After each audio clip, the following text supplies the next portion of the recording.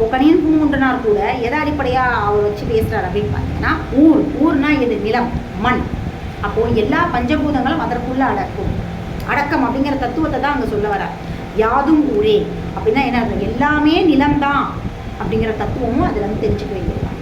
யாதும் அனைத்தும், ஊரே நிலமே, நிலமின்றி வேறு எதுவுமே கிடையாது. இந்த பஞ்சபூதங்களே கிடையாது, இருக்க முடியாது. நிலம் இல்லை அப்படின்னா இந்த பஞ்சபூதங்கள் இங்கே வாழவே முடியாது. காற்றாக இருக்கட்டும், நீராக இருக்கட்டும், நெருப்பாக இருக்கட்டும், ஆகாயமாக இருக்கட்டும், எல்லாமே இந்த நிலம் அப்படிங்கிற மண்ணை வச்சு தான் வாழ்ந்துக்கிட்டு இருக்கு. நிலம் அப்படிங்கிற ஒரு பஞ்சபூதம் இல்லை அப்படின்னா இந்த பஞ்சபூதம் எதுக்குமே வேலை கிடையாது. வேலை இல்லைன்னா அழிஞ்சிடும்.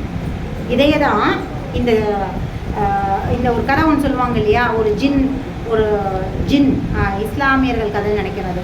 அதான் அந்த ஜின் வந்து விளக்க தொலைக்கும் பொழுது ஒரு ஜின் வந்து வெளியே வரும். அந்த ஜின்னுக்கு என்னென்னா எப்பவுமே வேலை கொடுத்துக்கிட்டே இருக்கணும். அதுக்கு வேலை கொடுக்கல அப்படின்னா அது வந்து நம்மளே சாப்பிட்றோம் அப்படின்னு சொல்லுவாங்க இல்லையா.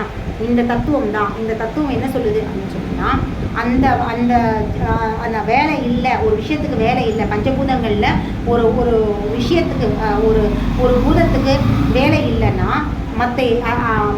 அதால் வேலை செய்யாமல் இருக்க முடியாது. நீக்க சக்தியால் அதுக்கு வேலை இல்லை அப்படின்னா அது எல்லாத்தையுமே சாப்பிடும், எல்லாத்தையுமே அழிச்சிடும். இதுதான் உண்மை. இந்த தத்துவத்தை தான் அவங்க சொல்கிறாங்க. நம்ம உடனே அதை கெட்ட சக்தியாக நினச்சிடுவோம். கிடையாது. இங்கே பஞ்சபூதங்களுக்கு நம்ம வேலை கொடுக்கணும். அது வேலை செஞ்சுட்டே இருக்கிறது தான் அதோடைய வேலை. இயக்க சக்தி பஞ்சபூதங்கள் தான் அந்த இயக்க சக்தியே. அப்போ அந்த இயக்க சக்தியோட வேலை என்ன? இயங்கிட்டே இருக்கிறது தான். காற்று ஓய்ஞ்சு பார்த்துருக்கீங்களா? நீர் அமைதியாக இருந்து பார்த்துருக்கீங்களா? இல்லை ஆகாயம் சும்மாவே கடந்து பார்த்துருக்கீங்களா? நெருப்பு எரியாமல் இருந்து ஒரு நிமிஷமாவது பார்த்துருக்கீங்களா? எங்கேயாவது அமைதியா? நிலம் எங்கேயாவது ஒரு மூலையில் முளைச்சிட்டே தானே இருக்குது. ஏதாவது ஒரு விஷயம், ஏதோ ஒரு விதை போட்டாலும் முளைச்சிட்டே தானே இருக்குது. நீ எங்கே போட்டாலும் ஏதோ ஒரு இடத்துல அழிஞ்சு தானே இருக்குது. அப்போது இயங்கிட்டே இருக்கிறது தான் பஞ்சபூதங்கள். இந்த பஞ்சபூதங்களுடைய இயக்கம் தான் இயக்க சக்தி. அப்போ இந்த பஞ்சபூதங்கள் தான் நம்மளுடைய நன்மை தீமைக்கான கர்ம, அதான் சொல்கிறாங்க செயலுக்கான வினைகளை வழங்குறது யார் அப்படின்னு பார்த்தீங்கன்னா பஞ்சபூதங்கள். இதை எப்படி புரிஞ்சுக்கலாம் அப்படின்னு பார்த்தீங்கன்னா நாடியை வச்சு. இதை தான் அடிப்படையாக அக்குபஞ்ச தத்துவத்தோட நாடி பரிசோதனை நமக்கு சொல்லுது. நம்ம செய்கிற செயல்களுக்கான வினைகளை எது? நம்ம உடலுக்கு, இங்கே நம்ம உடல் பிண்டத்தை பற்றி பேசுகிறோம், புரியுதுங்களா? இந்த பிண்டத்துக்கு நம்ம என்ன செயல் செய்கிறோமோ அதுக்கு ஆதரவான விஷயம், அதை உணர்ந்து ஆதரவான விஷயம் செய்யும்பொழுது இந்த பஞ்சபூதங்கள் முறையாக இருக்கும். நம்ம இதற்கு எதிரான விஷயங்கள் வினைகள் செய்யும்பொழுது இந்த பஞ்சபூதங்கள் நமக்கு அதற்கான எதிர்வினையை ஆற்றும். எப்படி ஆற்றும்? கழிவுகளை தேக்க வைக்கும். கழிவுகள் தேங்கும்போது அந்த உறுப்புகளோட இயக்கத்தை தடை செய்யக்கூடிய தன்மை பஞ்சபூதங்களுக்கு உண்டு. ஒவ்வொரு உறுப்பை சுற்றியும் பஞ்சபூதங்கள் என்ன வேலை செஞ்சுட்ருக்கு? மனிதன் செய்கிற நன்மை தீமைக்கான இயக்கத்தை செஞ்சுக்கிட்டு இருக்கு, பலனை கொடுத்துக்கிட்டு இருக்கு. நீ நல்லா அந்தந்த உறுப்புக்கு நீ நல்லது செஞ்சினா உனக்கு நல்லது கிடைக்கும், கெடுதல் செஞ்சுனா கழிவுகள் தேங்கும், அந்த இயக்கத்தடை ஏற்படும். அப்போ இயக்கம் எது இயக்குது? பஞ்சபூதங்கள் தான் இயக்குது. அதே தான். அண்டத்தில் உள்ளதே பிண்டம், பிண்டத்தில் உள்ளதே அண்டம். அப்போ இந்த பிண்டம் என்ன சொல்லுதுன்னா, ஒவ்வொரு உறுப்பும் இயங்கிறதுக்கு அடிப்படையான சக்தியை கொடுக்கறது பஞ்சபூதங்கள் தான். பஞ்சபூதங்கள் இல்லைன்னா அங்கே இயக்கமே கிடையாது, உறுப்புகளோட இயக்கமே கிடையாது. அப்போ இந்த இயக்க சக்திங்கிறது பஞ்சபூதங்கள் தான் அதுகளை இயக்குது. அப்போ இயக்க சக்தின்றது ஒன்றும் தனியாக கிடையாது, அது இயக்க சக்தி பஞ்சபூதங்கள் தான். இப்படிங்கிற தத்துவம் தான் பிண்டத்தில் வருது. இதையே தான் அண்டத்திலையும் பார்க்கணும். அப்போ அண்டத்தில் இருக்கிற பஞ்சபூதங்கள் தான் இயக்க சக்தி. பஞ்சபூதங்கள் தான் இயக்கிட்டுருக்கு இந்த பிரபஞ்சத்தையே, இந்த பேரண்டத்தையே இயக்கிட்டுருக்கு. நம்ம என்ன செய்கிறோமோ, நம்ம நல்லது செஞ்சோம்னா அதற்கான விளைவுகளை இந்த பஞ்சபூதங்கள் நமக்கு தரும். நம்ம செய்கிற ஒவ்வொரு தீமைக்கான எதிர்வினைகளையும் இந்த பஞ்சபூதங்கள் நமக்கு தரும். இதுதான் இயக்க சக்தி. இயக்கிட்டே இருக்குது. மனிதர்களுடைய செயல்களுக்கான வினைகளை இயக்கிட்டே இருக்கிறதா பஞ்சபூதங்களுடைய வேலை. இந்த அடிப்படை தத்துவத்தை தான் ஔவையார் அண்டத்தில் உள்ளதே பிண்டம், பிண்டத்தில் உள்ளதே அண்டம், அண்டமும் பிண்டமும் ஒன்றையே என்பார், அறிந்துதான் பார்க்கும் உண்மை அப்படின்னு சொன்னாங்க. இது ரெண்டுமே பஞ்சபூதங்களால் ஆனது தான்ப்பா.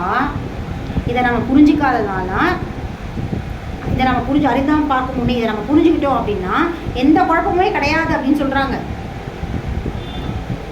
அண்டமும் பிண்டமும் ஒன்றே, ரெண்டுமே ஒன்று தான். எப்படி ஒன்றாச்சு? பஞ்சபூதங்களால் ஒன்றாச்சு. நல்வினையும் தீவினையும் பஞ்சபூதங்கள் கிட்டது தான் நமக்கு. அதனால தான் இதை ஆரியர்கள் வணங்கினாங்க. வணங்குறது அப்படிங்கிறது எங்கேருந்து வந்தது?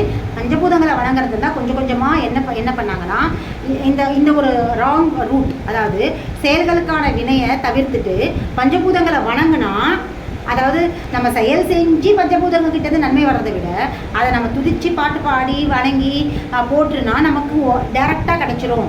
நல்ல விஷயங்கள் நமக்கு பஞ்சபூதங்கள் நமக்கு எல்லாமே கொடுத்துரும். ஏன்னா அதனை இயக்க சக்தி அப்படிங்கிறத ராங் ரூட்டாக, அதாவது குறுக்கு வழியில் கொண்டு வந்தவங்க தான் ஆரியர்களுடைய வேதங்கள். குறுக்கு வழி ரூட்டு தான் அது சொல்லுது. நேர்வழி ரூட்டை தான். நேர்வழி ரூட்டு என்ன? பஞ்சபூதங்களை வணங்குறதை விட நம்ம செயல், அதற்கான செயல், அதாவது காற்றை மாசுபடுத்தாமல் இருக்கிறது. காற்று பஞ்சபூதத்துக்கு செய்கிற நல்லது. புறத்தில் சொல்கிறேன், அகத்தில் சொல்லலை, பிண்டத்தில் சொல்லலை, நான் சொல்கிறது அண்டத்தில். நீரை மாசுபடுத்தாமல் இருக்கிறது. நதிகளை கடல்களை நீரோடைகளை மாசுபடுத்தாமல் இருக்கிறது.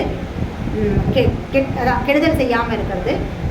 நீர் மூலகம் நமக்கு அதற்கான விடையை கொடுக்கும்.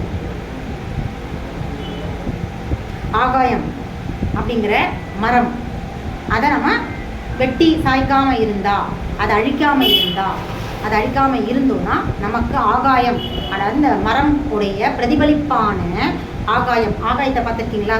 சுருளாக இருக்கும். மரம் பார்த்துருக்கீங்களா? சுருளாக இருக்கும். அதை அப்படியே பிரதிபலிக்கிறது ஆகாயம். அதனால தான் அக்குபஞ்சர் தத்துவம் ஆகாயத்தை மரம் உலகம்னு சொல்லுது. ஆகாயத்துடைய ஆதாயம் பிரதிபலிக்கிறது பாருங்கள். மரத்துடைய அந்த இலைகள் அப்படியே படர்ந்துருக்கு இல்லையா, அதுதான் அங்கங்கே பிரதிபலிக்கும். எப்படி நம்மளுடைய கிட்னி வெளிப்புற உறுப்பாக காது இருக்கோ, அதே மாதிரி மரத்துடைய பிரதிபலிப்பாக ஆகாயம் இருக்குது.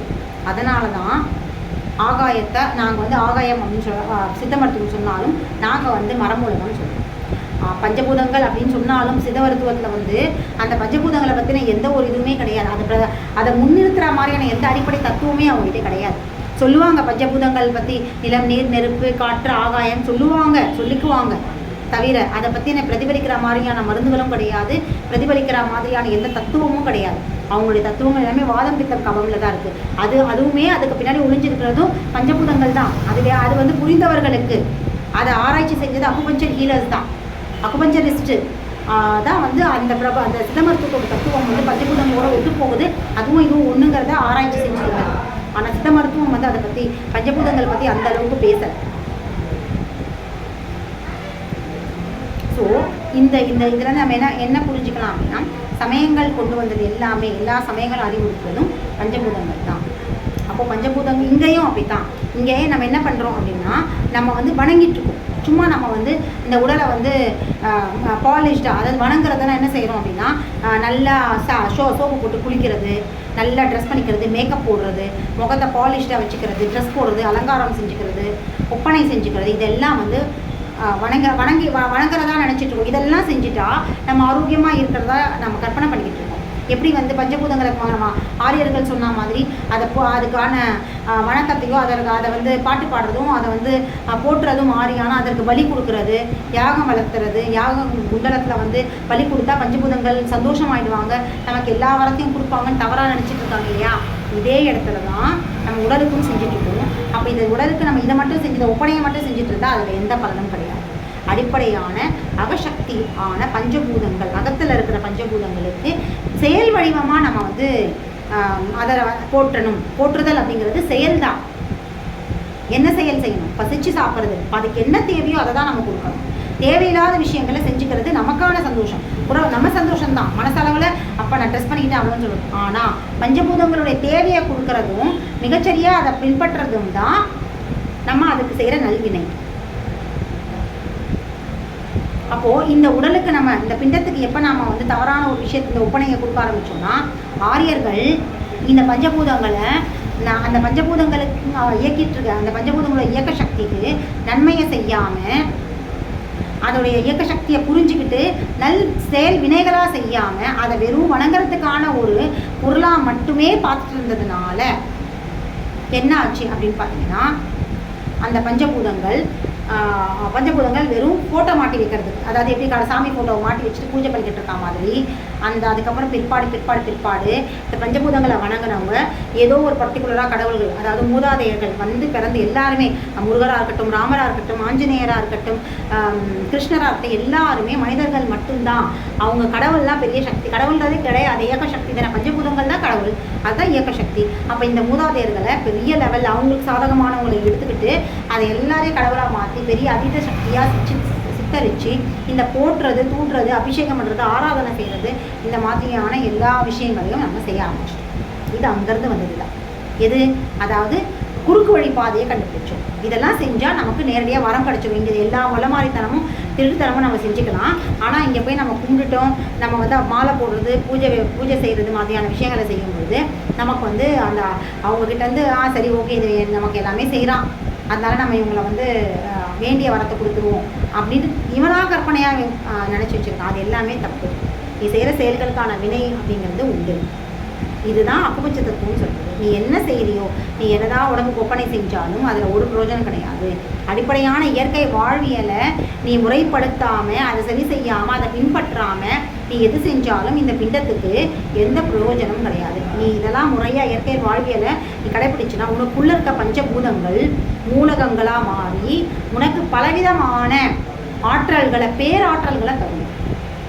என்ன பேராற்றல்கள் அப்படின்னா, உன்னுடைய கண் பார்வை பளிச்சுன்னு இருக்கும், உன்னுடைய சுவாசத்தை எந்த கோளாறும் இருக்காது, நீ பேசும்போது எந்த தடையும் இருக்காது, உன்னுடைய குரல் வளம் நல்லா இருக்கும், உன்னுடைய காதுகள் கூர்மையாக இருக்கும், உன்னுடைய சிந்திக்கிற திறன் ஆரோக்கியமாக இருக்கும், நல்ல சிந்தனைகள் அதில் உற்பத்தி ஆகும், உன்னுடைய மனம் நல்ல சிந்தனைகள், நல்ல எண்ணங்களை நோக்கி ட்ராவல் செய்யும். எந்த விதமான எமோஷனல் ஃபீலிங்ஸ்லேயும் நீ ஆட்பட மாட்ட, தேவையில்லாமல் அதில் போய் சிக்கிக்க மாட்டேன். எமோஷனல் ஃபீலிங்ஸ் உணர்வுகள் வரும், ஆனால் சிக்கிக்கிறது வேற இல்லையா? வந்துட்டு கடந்து போகிறது பிரச்சனை இல்லை, ஆனால் சிக்கிறது தான் உணர்ச்சி வசப்படுறது அப்படிங்கிறது. ஸோ இந்த மாதிரியான விஷயத்தில் நீ போக மாட்டே. இது எல்லாமே எது தரும் அப்படின்னு பார்த்தீங்கன்னா, இயற்கை வாழ்வியலை நீ செய்யும்போது மட்டும்தான் பஞ்சபூதங்கள் இதை வரமாக தரும். நீ பஞ்சபூதங்களை வணங்குறதை விட செயலாக நீ செய்யும்பொழுது மட்டும்தான் அது பிரசன்னமாகும், சந்தோஷப்படும். அப்போ உன்னுடைய உடலுக்கு தேவையான மேம்பட்ட நிலைகள் எல்லாத்தையுமே முறையான ஜீரண சக்தி, கழிவு பிரித்தல், ஆற்றல், கைகால் செயல்பாடு, என்ன உழைச்சாலும் சோர்வின்மை, இரவுல நிம்மதியான தூக்கம், ஆரோக்கியமான தேகம், பளபளப்பான தேகம், ஆரோக்கியமான உடல் உடல் கட்டமைப்பு, முடி, தலைமுடி, ரோமங்கள் எல்லாமே உங்களுக்கு நல்லா இருக்கும். அப்படின்னா முதிர்ந்த காலத்தை வயோதிகத்திலையும் ஆரோக்கியமாக இருக்க முடியும். இது எல்லாமே யார் தரா? யார் நமக்கு இந்த வரம் தராங்கன்னா பஞ்சபூதங்கள். எப்போ இந்த வரம் தருவாங்கன்னா நம்ம இந்த பஞ்சபூதங்கள் அறிவுறுத்துகிற இயற்கை வாழ்வியலை முறையாக பின்பற்றணும் அப்படின்னா மட்டும்தான்